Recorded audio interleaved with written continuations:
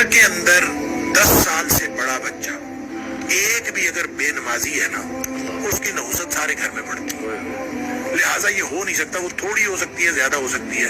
تو وہ آپ نحوست خود پیدا کر رہے ہوتے ہیں. اور اس نحوست کو دیکھیں، 2 طرح کے لوگ ہیں جن کو شیاطین کچھ نہیں کہتے.